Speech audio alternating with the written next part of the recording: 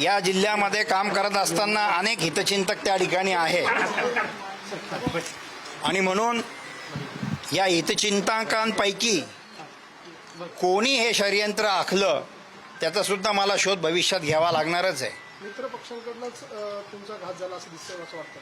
नाही, मी इतका मोठा नाही, मी पक्षाविषयी काही बोलणार नाही.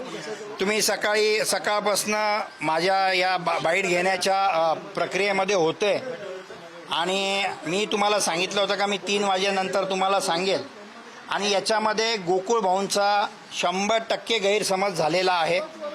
मी पुन्हा तुम्हाला सांगतो की तो जर माझा व्हॉइस असेल, टेक्नॉलॉजी या AIच्या युगामध्ये टेक्नॉलॉजी फार पुढे गेलेली आहे आणि तो तुम्ही लॅबमध्ये टेस्ट केल्यानंतर तो माझा जर व्हॉइस असेल तो गोकुळ भाऊ गणेश भाऊ जे सांगतील ती शिक्षा मी भोगायला तयार आहे.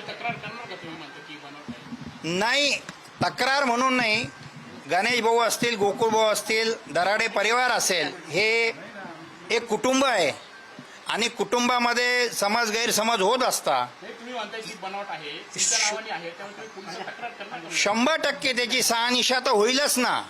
त्याची शहानिशा तर करावं लागणार आहे आणि मला सांगावं लागणार आहे. आता गोकुळ गीते समोर आहे तुमच्या. हां, किती संघर्ष वाटतो या निवडणुकीत जाता? नाही, आज मी त्याबद्दल काही बोलू इच्छितो नाही, कारण आता मला शेवटी महायुती काय करते ते मी सांगू शकत नाही.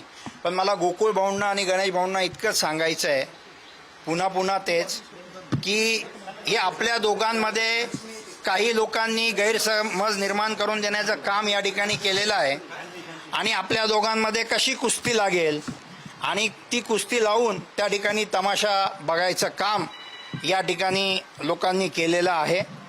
असो, तो गैरसमज लवकरच गणेश भाऊंचा आणि आपला गोकुळ भाऊंचा त्या ठिकाणी निघेल. कारण आज आजचे संबंध नाही आहे, त्यांच्या चुलत्यांपासून आमच्या वडिलांचे जुने संबंध आहे, फॅमिलीचे रिलेशन आहे आणि मी यामध्ये 100% गोकुळ भाऊंची आणि गणेश भाऊंची भेट घेईल आणि मी त्यांना स्पष्टीकरण देईल. निवडणूक आता कठीण झाली आहे असं वाटतं तुम्हाला?